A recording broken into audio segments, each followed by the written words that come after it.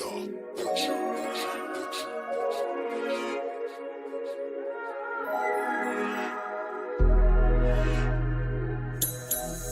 you ready for cocktails and conversations? Are you ready for cocktails and conversations? Are you ready for cocktails and conversations? With your host, the unapologetic diva, Dr. G, the girlfriend therapist, Dr. Cortina Lewis, and the networking extraordinaire, Diana Richardson Philippus. Are you ready for cocktails and conversation? This is Herspiration Happy Hour. Happy Hour. Happy Hour.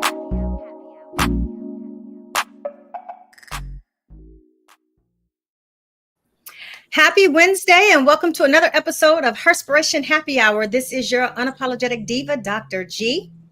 Dr. Cortina Lewis, aka the girlfriend therapist. Diana Richardson Philippus, your networking extraordinaire. And the one and only Shay Walker, your coach of courage. Oh, so it's another week. How's your week been thus far? My week has been great. Cortina, you over there shaking your head? I don't know. I won't even say I'm recovering because I rested this weekend somewhat. But it's been a long week. I feel like this has been the longest week ever. Well, it ain't over. Don't remind me because I really did think tomorrow was Friday. Yeah, it's been that kind of week. Not yet. And maybe I went into the office on Monday and I normally don't. Yeah, I don't know. What about the rest of you? What have you been up to? Diana, what's made your week so lovely? Well, I guess it's just a feeling because I'm always busy is HE double hockey sticks, but just handling it in stride. Me and the mister, we started incorporating a walk into our routine because I'm trying to find a little bit more balance for myself. So we started this walking routine, which really makes me feel a lot better. And, it's sunny, the weather is nice. So that always helps, getting a healthy dose of serotonin. It can increase one's mood. So. I love it. Cortina, what's our drink for today? Do we have a drink today? Oh, of course we do. So remember last week I told you all about the Herspiration Happy Hour. Can't even speak. Herspiration Happy Hour cocktail. Mm-hmm. Well, the actual name of the cocktail is a visionary's vibe, right? Because I feel like all of us on here in some capacity, we're visionaries, we're innovators, we're making waves in our own respective fields. And so I wanted this drink to represent, a little pretty pink sipper with a punch of citrus and a touch of sparkle, because, like everything sparkling and everything like that. So in order to create the visionaries vibe, you would need 1.5 ounces of gin, if you're fancy, 1 ounce of elderflower liquor.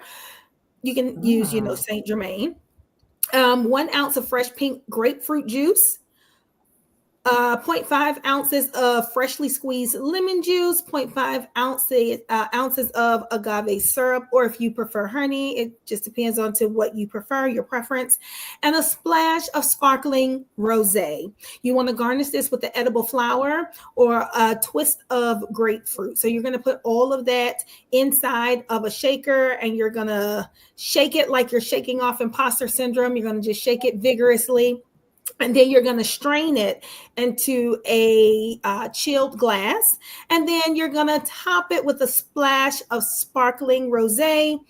And that's going to be for the celebratory finish. And then you're going to make sure that you have that edible, not sugar, edible glitter, so that you can make sure that when you are sipping and enjoying your drink, that you can also see the sparkles. And what you want to do is you want to garnish this again with the edible flower, because we are all blooming and growing and sharing empowerment with one another. So there you go. I love it. I like it.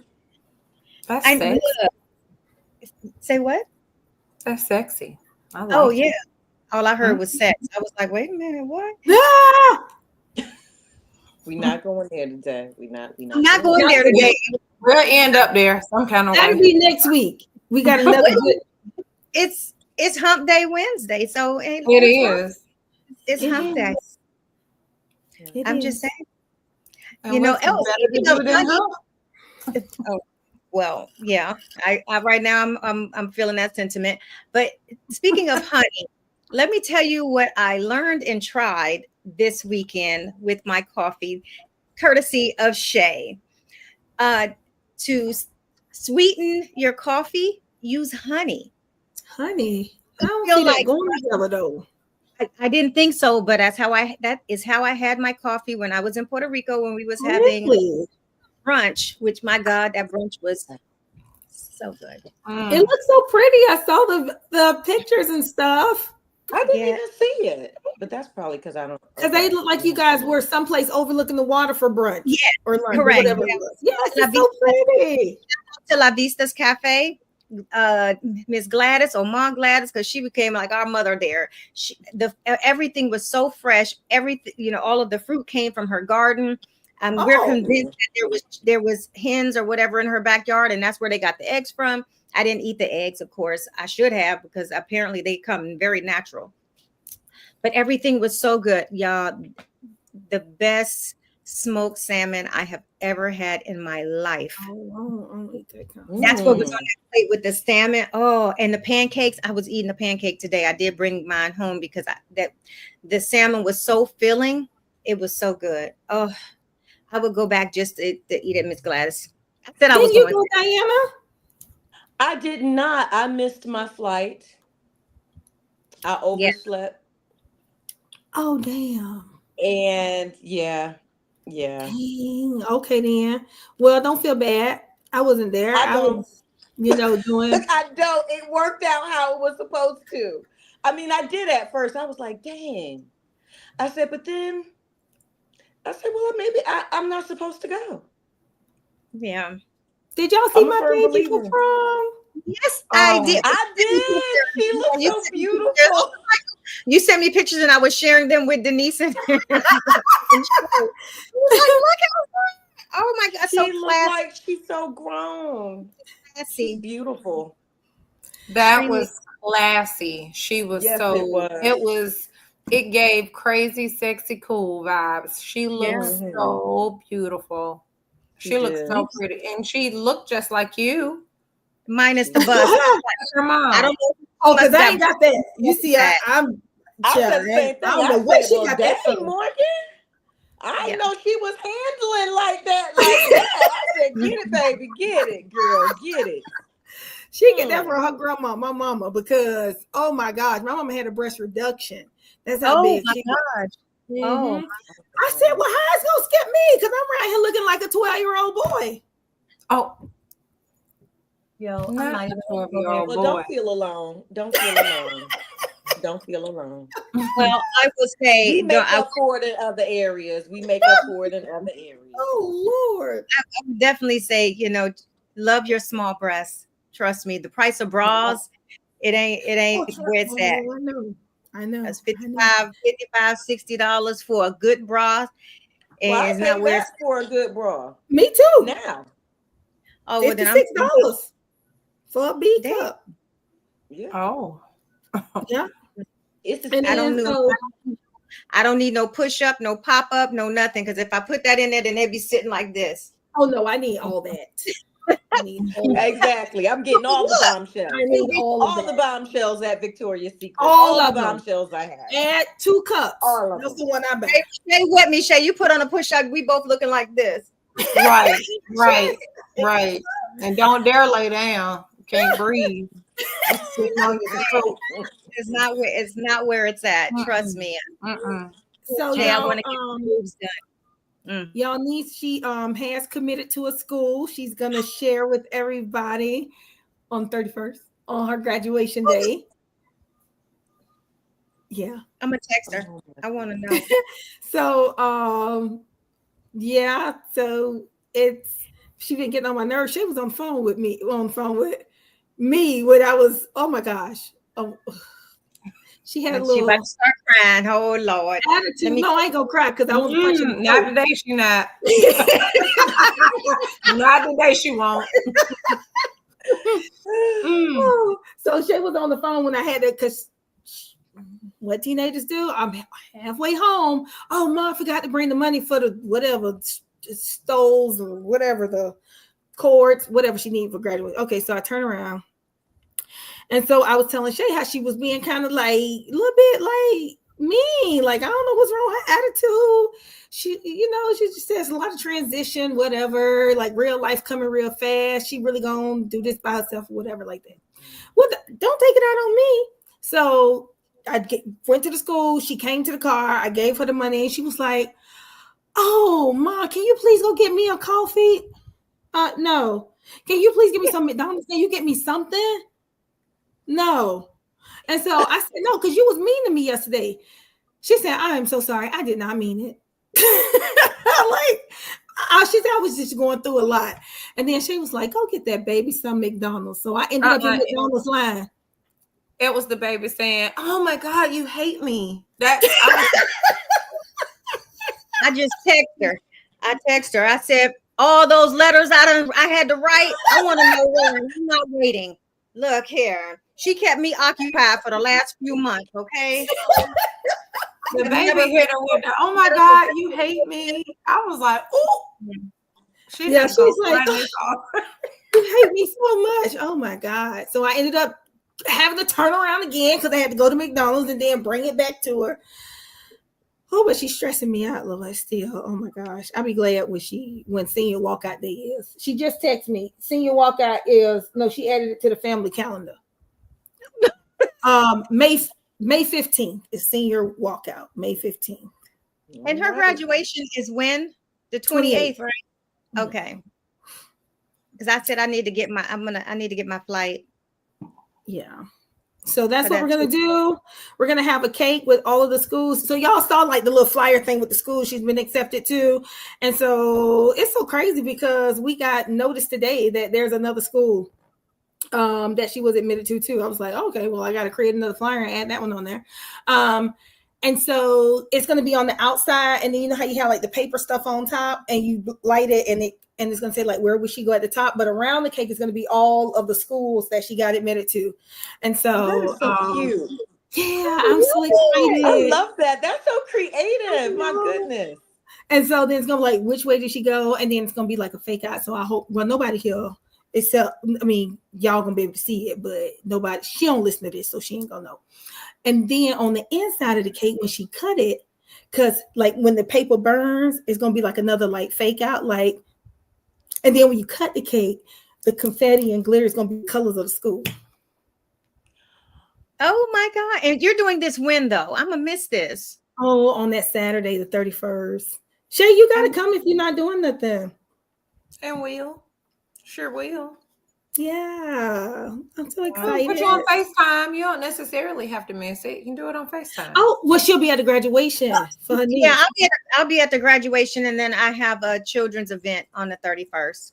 Oh, okay. Well, I'll make sure I record it at least and send it to the group. Yeah. So, but I'll be at the graduation. Are we doing dinner after the graduation or anything? Yes. We're going to Cooper's Hall. I'll be a part of something. I like Cooper's Hall. What? Like you say you don't? I said I like it. Oh, yes, that's where we're going. Mm-hmm. Cooper's Hall. We're going to Cooper's Hall. And yeah. So I gotta take off. That day, I'll be absent from the podcast. Oh yeah, well we're actually going to not have that one because I won't be here either. Mm-hmm. Yeah, so we'll just make this one up like right into like June or so. So we'll have one episode during our or we'll just still take our summer hiatus and bring it back. We'll talk and see where we're at with that. So look, today, ladies, which all of this really goes back to all of this conversation, even about choosing colleges and, Diana, you choosing to, start walking and being about health. This really segues great into our topic about audacity and accountability and like how you own Boldness. And even with Shay, when we were in Puerto Rico, we was talking about all of the different things that we wanted to do and we're going to do, and things that we actually did. Like when we got there, girl, we ain't go nowhere that Friday. I wanted to Rest. We ate good. Oh, okay. We ate full time. Now we went to dinner, and then after dinner, that was it. So I Ubered. I did a Uber Eats for beer, and they brought it to the house. For beer. Okay. I know that's right. Yeah, for some beer, and I was up. So I'm doing a Harvard X course. So since everybody went to sleep at like what times? 8:30. 8:30. Oh, y'all went to bed early. Me, not I. I actually set up. I was doing writing. I was doing I started my Harvard X course, and I just was getting stuff done. I had popcorn and I was eating beer. That was what I did. You were Friday. eating beer, you drinking beer, eating popcorn and drinking beer. Drinking popcorn and eating beer. Popcorn, which I actually packed myself. I'm always taking snacks, so I packed popcorn to go with me. I had ravioli too. I had a little thing of ravioli.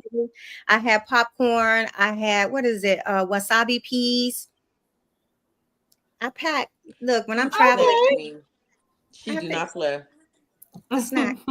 Oh, my cousin Ashley would tell you that if I know that I'm going to be staying in like a VRBO or Airbnb or something like that, if I can take it because it's dry, I will. I've taken rice with me. Would you cook it? Sometimes I do, but you just never know. I took rice with me when I went to Grenada. First of all, do you know how much it costs in Grenada? I will be packing any of my own food Where was the rice at? What did you do with the rice? Well, what happened was, and if Ashley ever hears this, she would talk so bad about me because I never heard the end of it. So when I was there, my phone, one of our friends, Winna, her phone got wet. And from the room, all I heard was rice sliding into a bowl. And I was like, I know damn well y'all are not using my basmati rice to stick no phone in. Oh, yeah. She talked so bad because she said, how the hell do you hear that? I heard it. Oh, she said, I heard that rice pouring. Okay. So I did I was like, okay, she let her phone dry. I mean, that trip was the most hilarious trip. I broke my phone. Her phone dropped in water. That was before it was waterproof. So we had, this was a while ago. This was years ago. So I think I was Grenada because you said you took rice. Grenada, sorry, Turks and Caicos. Okay, I was like, because I was about to say, where was the rice? This was for my 39th birthday. I went to Turks and Caicos for my 39th birthday, and that's when that happened. I'm thinking Grenada. Got it. An island. Yeah.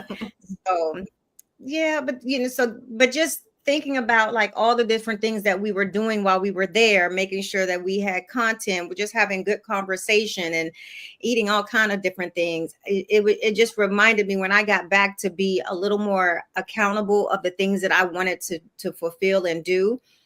And I think that's why my week has been super long, because I came back in a very creative space, and it made me want it like charged me to be able to do stuff.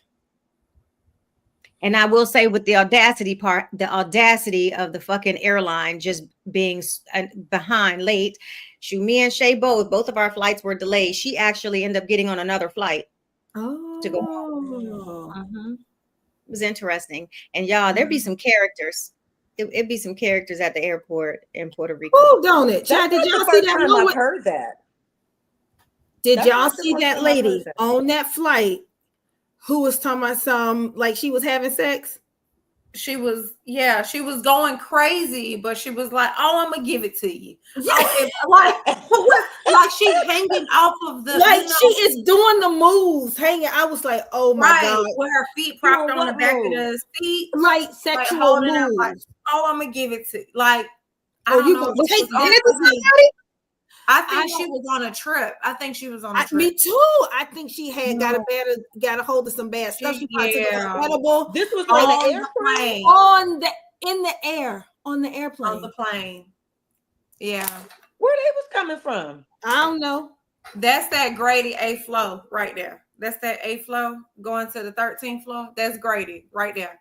If anybody listening and you know about Grady Hospital, that's where they send them folks right there. That's the floor she need to go to.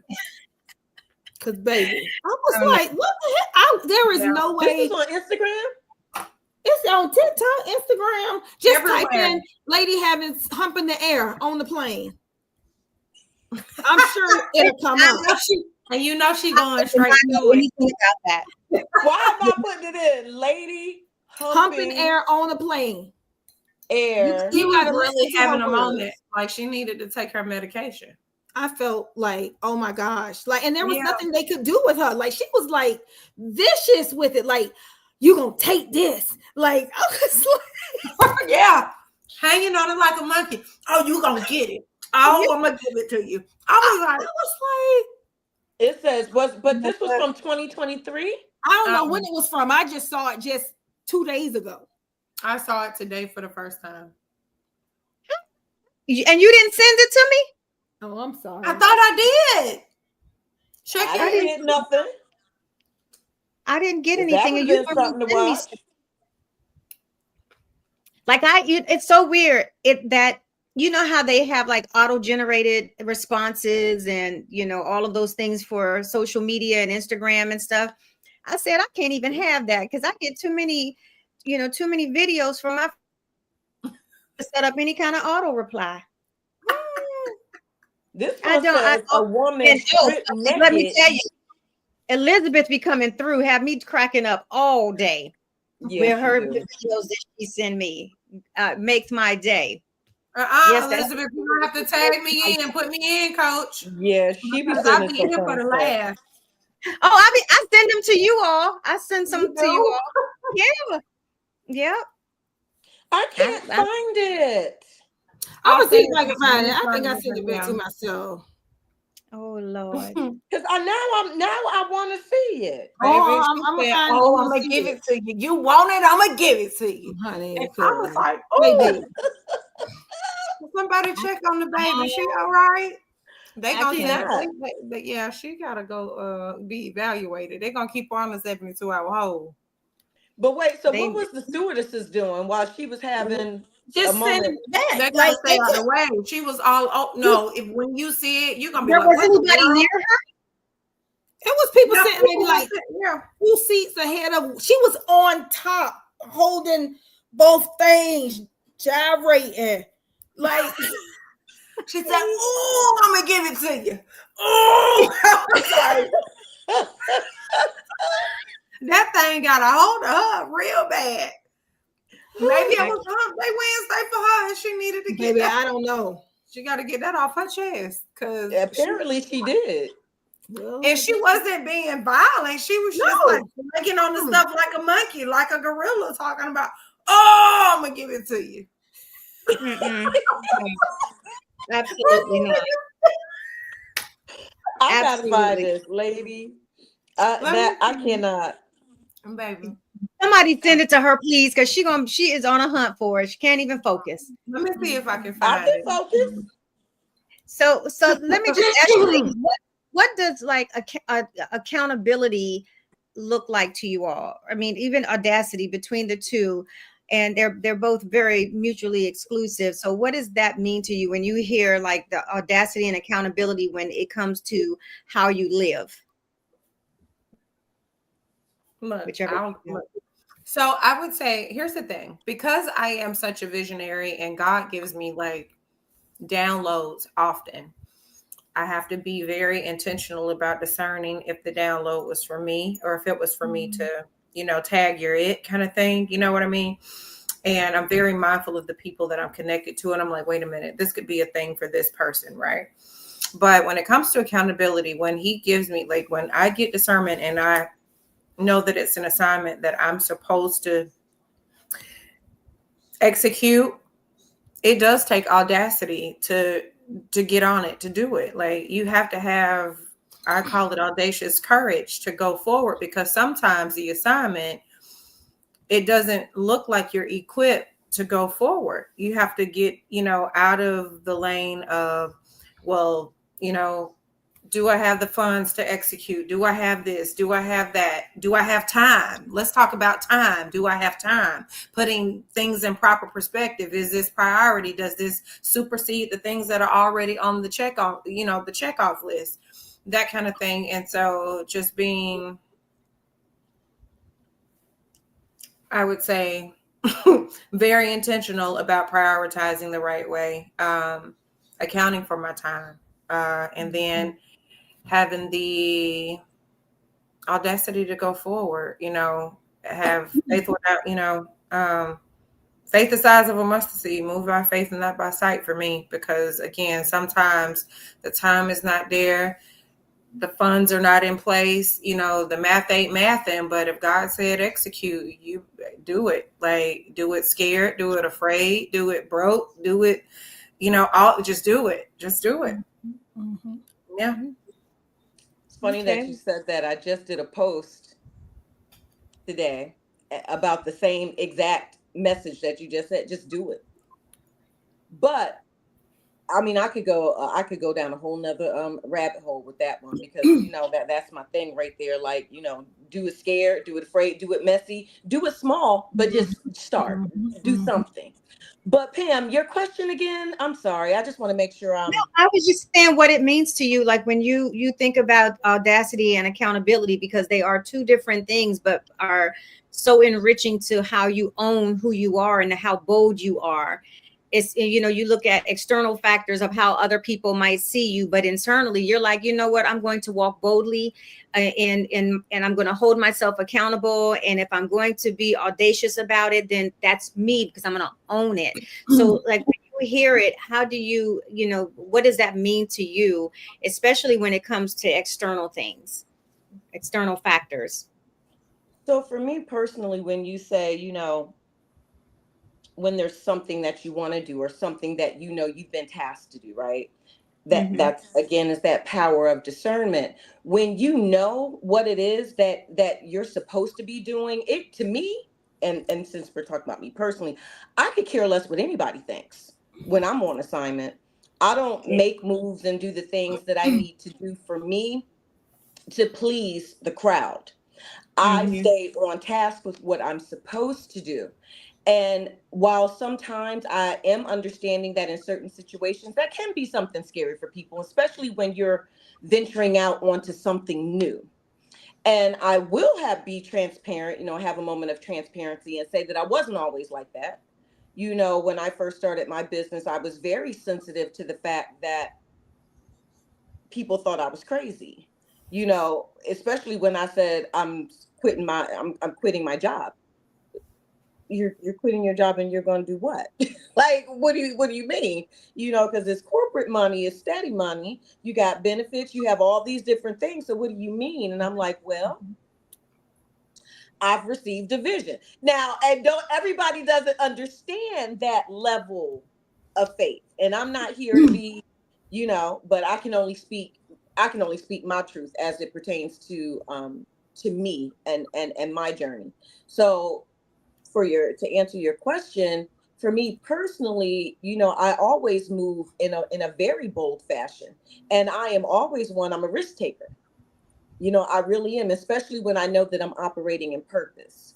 And in terms of audacity, I mean, hey, you have to be audacious. You have to be willing to put yourself out there. You have to be willing to make moves and execute is one of my favorite words. You have to do it, but you also have to be mindful that you are not being impulsive with different things, but moving according to what it is that you're supposed to be doing.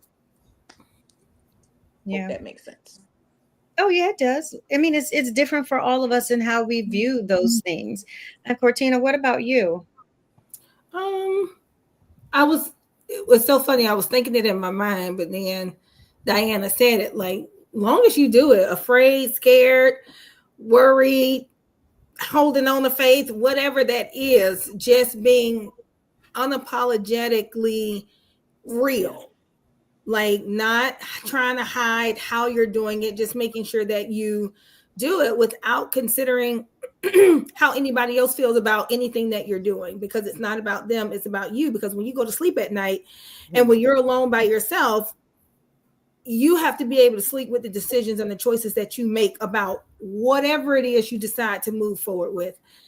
So having the courage to be able to move and do what you want to do, and all of these things could be very, I don't think you used the word audacious. What was the word you used? But I'm going to say audacious anyway. Like, I have the audacity to be great, to be grand, to walk in my truth, to be who I am. I think that that's important. Oh, I 100% agree. And I think for me, there's so many layers to this as I have moved throughout my journey, whether personally or professionally. I've had to, hold myself accountable in order to enforce change or reinforce change or change the way that I had to think. But then I also realized that it took me to be audacious to say no. It took me to be audacious to put in boundaries.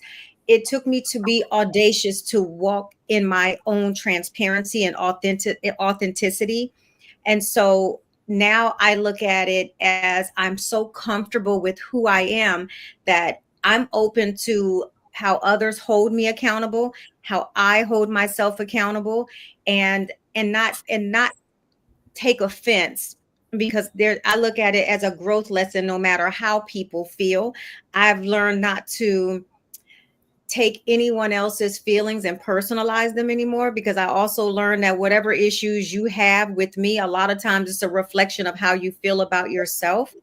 And I had to learn to be okay with that. I'm like you, Diana. I wasn't always so comfortable, but I had to learn how to get comfortable. And now I refuse to give up that comfort, that peace, that autonomy that I have grown to love about who I am. And so I embrace those things.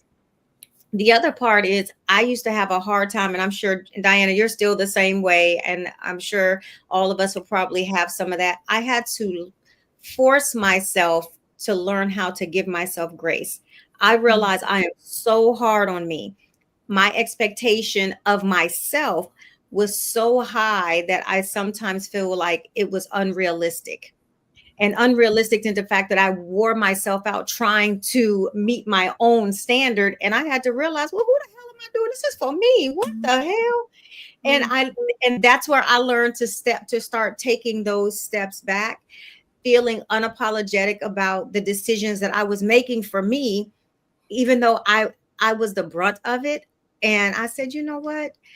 It taught me how to be more intentional, because just because you're productive does not mean it's good production.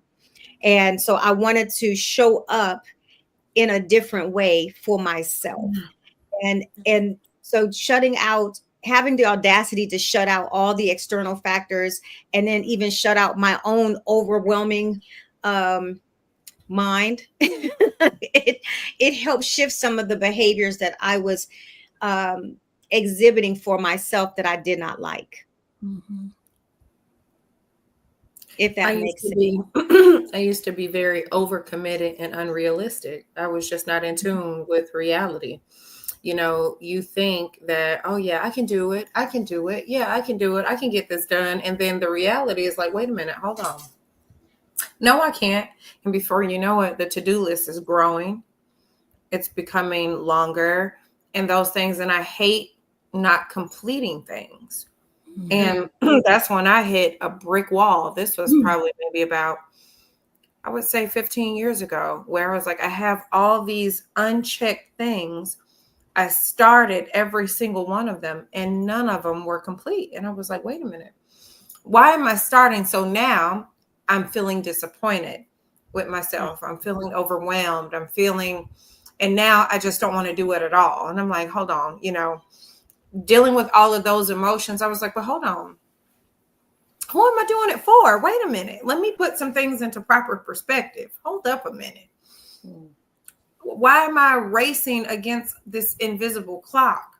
Who am I trying to, I'm not who am I trying to get approval from? Am I trying, what is all of this for? So I had to go back, and I'm like, hold on, that's when I went and threw myself on the couch again. I'm like, wait a minute, let me get partner with a counselor so that I can unpack these things, because what is this? I really truly need to understand, why is it that I'm showing up this way, and why am I, and then I'm projecting upon myself. It's not that anybody else is checking me about it. It's me feeling overwhelmed by myself, by like, why? And then I realized, wait a minute, who's that for? The counselor had to let me know. She was like, you know what? You've been told, and this was really, it was interesting that she unpacked it this way. I was always told, because I had a kid at a very early age, and I was deemed to be the rebel in my family and all those things. And I had, my daughter when I was 16. I started to hear everyone tell me what I wasn't going to be. Mm-hmm. People started to tell me, oh, you're not going to do anything. You just wasted your life. You threw your life away. And now look at you. You're out here. You got a baby at a young age and blah, blah, blah, blah, blah. So I started to feel like I had to prove the naysayers wrong. And then that created this thing in me where I was always driving myself. Like, I'm talking about going on an hour worth of sleep after doing this, doing that, doing this. The house has got to be perfect. The kids has got to be perfect. This has got to be perfect. Work has got to be perfect. I created this thing, this illusion. And then my body started to break down. I started to be worn down. I started to have super bad migraines. I started to have issues with my vision. Like, all these things started to happen. And I'm like, what does all this come from? It's called stress. You start to overwork yourself. I was overwhelmed. And then I had to literally just stop. Like, I had to stop myself. And then stopping myself started to make me feel opposite of all of those things. I started to feel like now I'm not accomplishing anything. Now I'm regressing and not progressing. Now I'm feeling like, because my day doesn't look chaotic, that I'm not accomplishing anything. I'm ineffective now, because the busyness became the norm when it wasn't normal. It was abnormal to be operating under that type of internal pressure.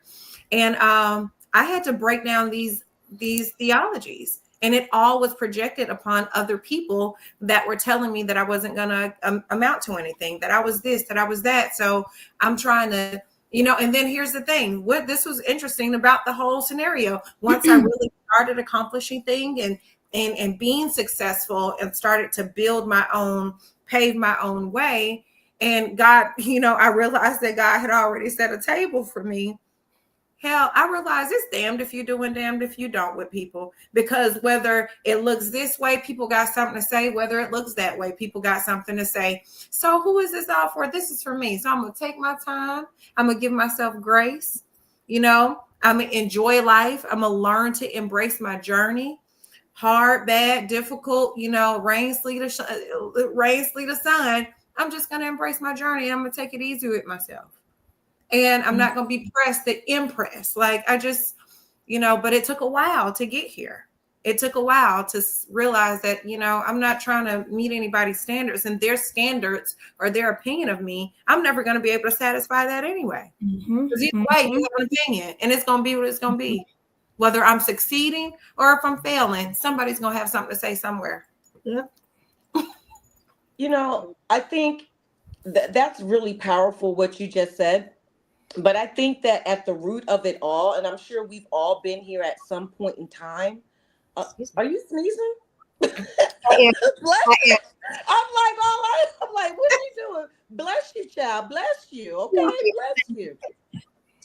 I think that at the root of it all, like, we have to have an extremely clear vision about our why, right? Because without really understanding what it is that you're doing or what it is that you really want to accomplish, and not only that, but setting goals and milestones to actually get there. Now, I would never be one to say, there are times, I've had plenty of times where I'm super busy, and yes, I get stressed out or have gotten stressed out. But this is the thing, when you really write it down, right? when you know what you're supposed to do and you write it down and you make it achievable for yourself in chunks. I always tell people, it has to be in actionable, workable, measurable chunks. I like to call it the SMART, specific, measurable, achievable, relevant. Okay. So when you do it that way, it really takes some of that stress off. Now, what I will say is, for me, in terms of like other people, what other people think, like, that's noise. That's what I like to call it. I call that noise. And that's a mindset, that's a mindset thing, which, yes, I had to do some work on that early on, because as I said before, when I started doing certain things, people were like, like, who she thinks she is? Diana Richardson Philippus, period. That's who I am, and this is what I'm doing. But I can't say, Shay, and this is for you, that when you were saying that, damned if you do, damned if you don't, you're damn right. Let me put it that way, because when I was in corporate, they still had something to say. When I exited corporate, they still have something to say. So people gonna feel how they feel when they want to feel it, and that's okay. Because as long as you know that you're operating in your purpose, on purpose, then whoever else is thinking whatever they need to think, who gives a damn? I mean, I'm sorry, I shouldn't curse, but that's really how I feel. And in terms of like being, what is the other point that you had hit on when you were talking about? Because I think, Pam, you said, being unapologetic, or what was it that you said that I struggle with? I couldn't remember. Maybe I'm off track because it was a lot being said. Oh, giving yourself grace. Oh, yes.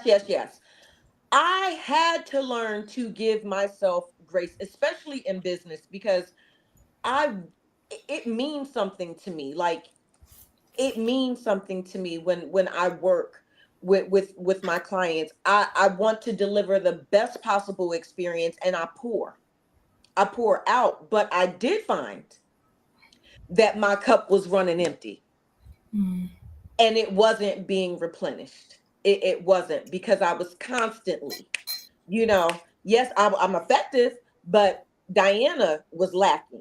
So I had to back up a little bit. And especially last year, I think we had a conversation after last year, 2024's Women in Business Networking Conference. I was tapped. When I say tapped out, I went on like a 6-month hiatus. I shut down. I didn't do social media. I just really gave myself a moment to just reset and refocus. And guess what, people? That's okay sometimes too. You have to be in tune with yourself and understand that when when it's time, okay, when it's time to shut that thing down, then okay, yes, that part. You got to just sit down. And through that, I was able to regain my focus and come back stronger, if that makes sense. Okay, I yield my time. I yield my time. You said something very strong there. Pam, we can't hear you. You're muted. Yep. Oh, you're fine. You said something that interesting enough, it is almost sad to me that we don't learn not to pour from an empty cup until we've done it for so long. It's almost like we are dry. The well has run dry. And then all of a sudden you hear the power word, hey, you can't pour from an empty cup. Well, why you didn't tell me that seasons ago? And why am I just now learning that? But experience is the best teacher, in my opinion. Okay. Because once you know, you do, right? At least you should. Once you know, you know better. Yeah. You absolutely should. You should. Once you know something, it rings true. Once you learn better, you do better. Now, if you don't, you can see the signs early on. When you're starting to get to that point, you're like, whoa, been here before. Not doing that. Like, let me start giving myself some time to re-pour back into myself.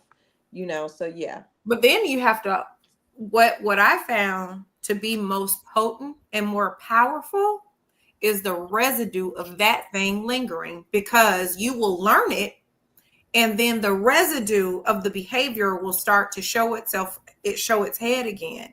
And you will almost find yourself slipping into the same pattern until you, wait a minute, this is feeling too familiar. Let me reel myself back in. And then you start to put it into permanent practice, you first. It is not wrong to say you first. There is nothing I can do for a soul living and breathing if I don't see about me first. Come on. No child, no parent, no husband, no dog, no job. Me first. Yeah. Me first. I am the numero uno. I am the priority. Yeah. And once I see about me, my flowing over is for everybody else. Everything that flows over. I have a rule of thumb now. If you are in my cup, you too close. Mm-hmm. The overflow is for everything and everything that I love. So it is imperative for me to keep my cup full and overflowing. Me first at all times. Mm-hmm. Mm-hmm. So I can show up my best self for other people.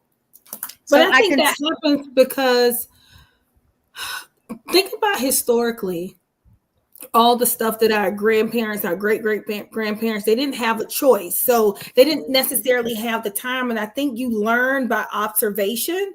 And so I don't think this is the life they wished for us, but this is what our ancestors observed. So it just became a part of nature that I give and I do and I lend and I do everything for everybody else until I realized, oh my gosh, I have nothing left for me. But the message, the unspoken message is you take care of family.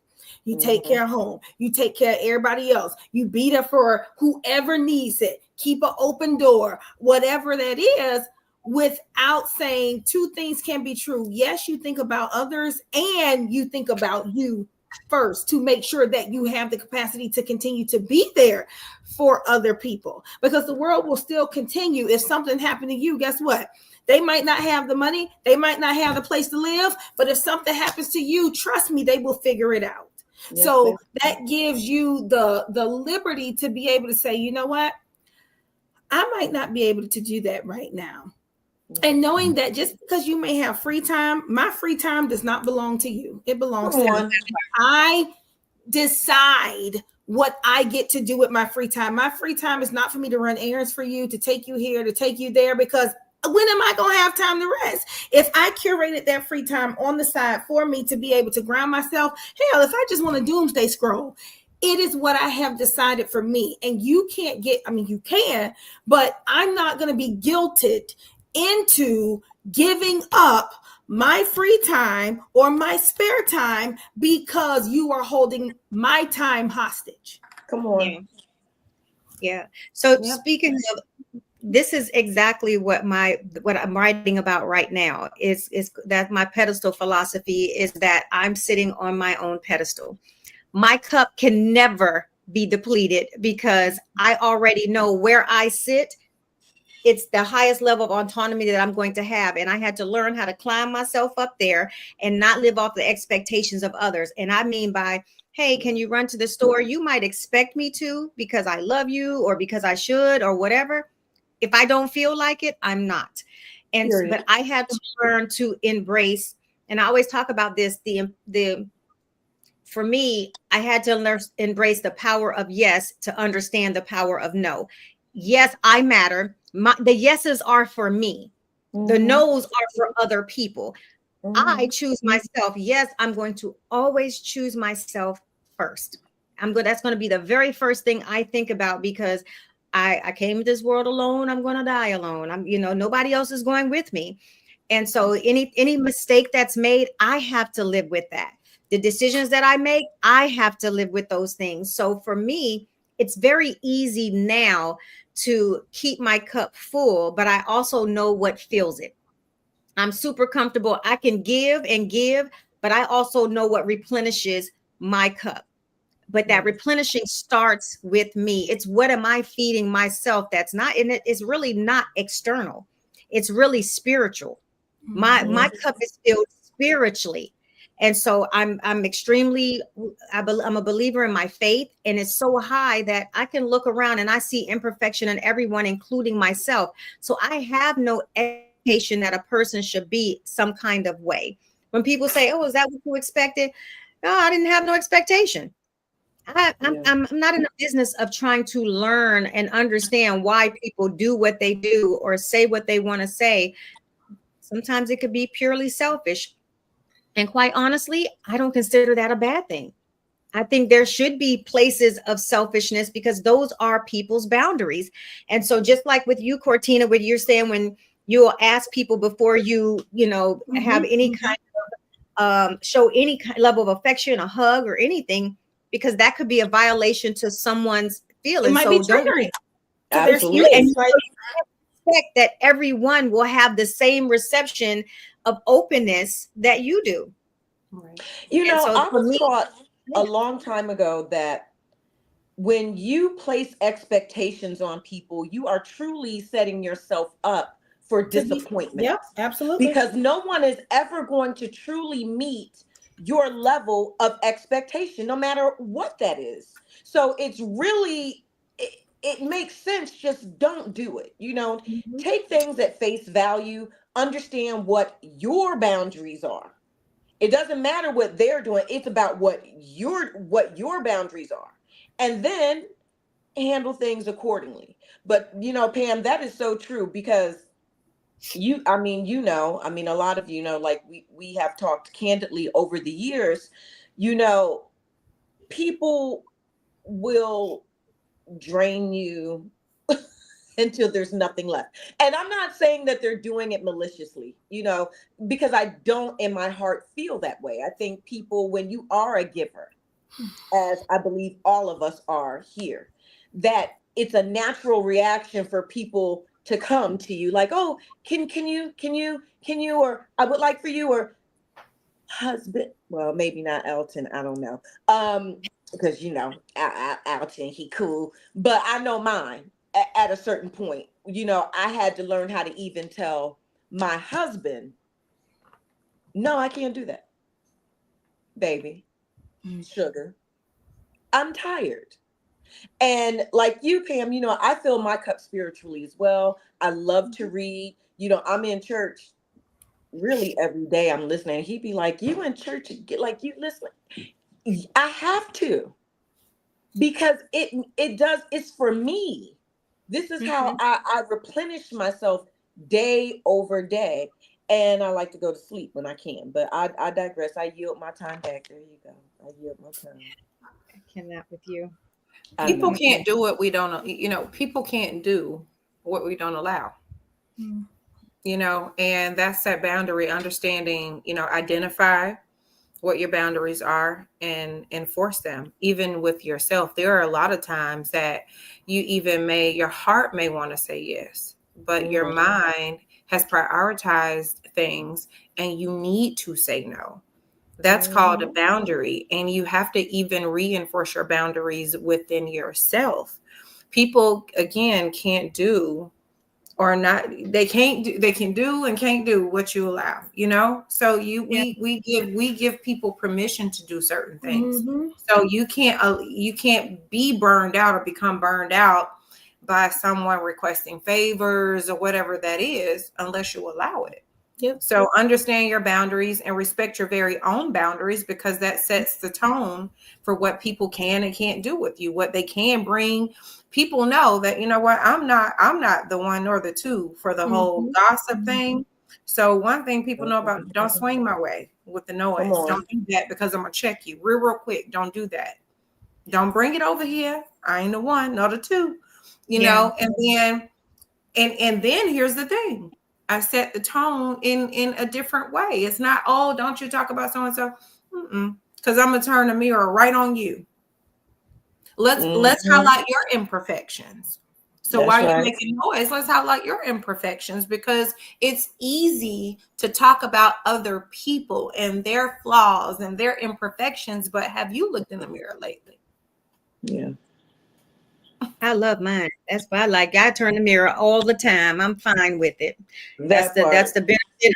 That's the benefit of sitting on my pedestal, because one thing that I've always said, and this was in my first book, which is why people kept saying you need a whole book on this. It's the fact that if you put people on a pedestal, you're already letting people know that you can't measure to that level. So you better be perfect because I can't be. So instead of criticizing myself and expecting me to be a certain way, I'm going to expect you to be that way. And that's a level of toxicity that I don't invite in my life anymore. That's why I sit on my pedestal, because I already know I am imperfect. I'm not going to hold someone to a standard that I can't even assume myself. Also, we are all different beings. We all have different likenesses. We all have different things that there's quirkinesses about us. And so, I like people at face value. That's why I don't do fake. I'm like, look, who you are behind my back is way more important to me than who you are in my face. Uh-oh. Is she frozen? Yeah. To be what happened? Okay, I was about to say I just saw stuff spinning. I have had people because I have to advocate for myself, and when I speak up, people don't like it. But if something offends me and I share with you, this offended me, even if it wasn't intentional, I'm still going to let you know that that is what offended me. Absolutely. And even, when people care about how you feel, yeah. Oh, you went out. Accountability means a lot to me. I hold you accountable for your actions. And when I say you were super disrespectful, best believe, because it takes a lot to get to me. It takes a lot. I don't even like apologies. They can be empty. And so your actions is an apology for me, if that makes sense. Because people can say, oh, I'm sorry. But if you don't change your behavior, you were never sorry in the first place. Exactly. So you could have kept that sorry to yourself. That part. Your actions reflect your apology. Let your actions, how you behave, let your behavior change. Your behavior is what I'm looking to change. Your behavior speaks to your character. And that's just how I feel, So if I tell you something bothered me and, I'm not asking you to change who you are. What I'm asking you to do is respect me enough to adjust your behavior, even if you're around me just for a few moments, if you care enough. And if you don't, guess what? I don't have an expectation for you to do anything, but guess what? I have a boundary and I will enforce it. How you feel about it, that's your business. That's you. You deal with it. Yeah. You process that on your own. Yeah. Exactly. Yeah. And you also have to understand that speaking of having our own boundaries, knowing that when there is one that is a hard line that's crossed, being able to move accordingly, regardless of an apology or lack thereof, because Lord knows I've been, I mean, apologies are okay, but I don't deal with apologies really. Apologies to me sometimes are very disingenuous. So I feel like some people say it just to say it. I'm like you, Shay. I don't need to hear it. I need to see it. But I think sometimes a level of maturity, it to me, I'll say, well, it wasn't intended for it to come out that way. But I'm never going to be apologetic about what comes out, because I think before I speak. And even if I get mad, and Diana, you and I've had to have the conversation where I might cuss out loud. I'm not directly cussing at anyone. I just get mad. I'm like, fuck this shit, and I'm done. that just be me. But because I think before I speak, and before I get to a point where I have to name call or belittle or do any of that emotionally immature things, I tap out. I will disconnect, because that's not where, one, I don't like to apologize, because I feel like, am I really apologetic about it? And I remember my mom always said, she taught us not to lie. So even when I was in school, it bit her in the ass because I wasn't sorry. And I was like, well, you told me not to lie and I'm not sorry, so I'm not apologizing.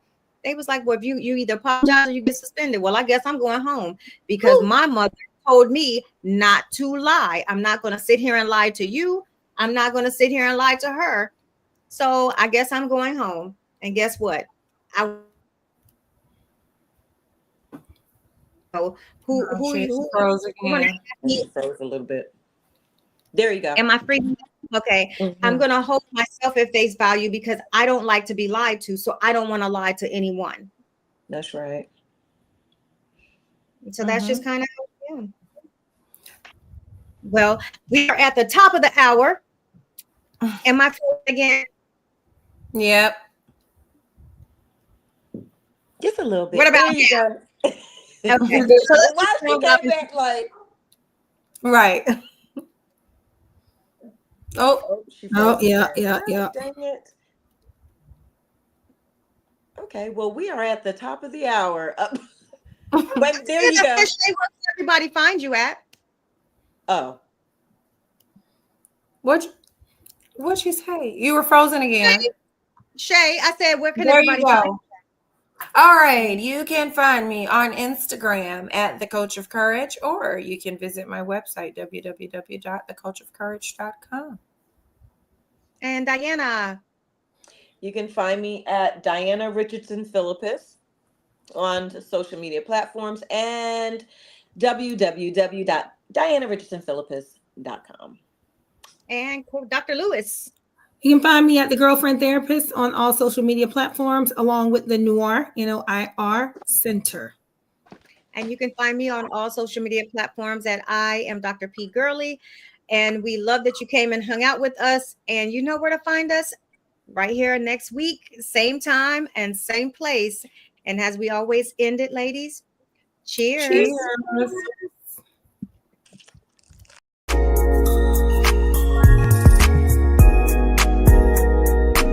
This is Herspiration Happy Hour.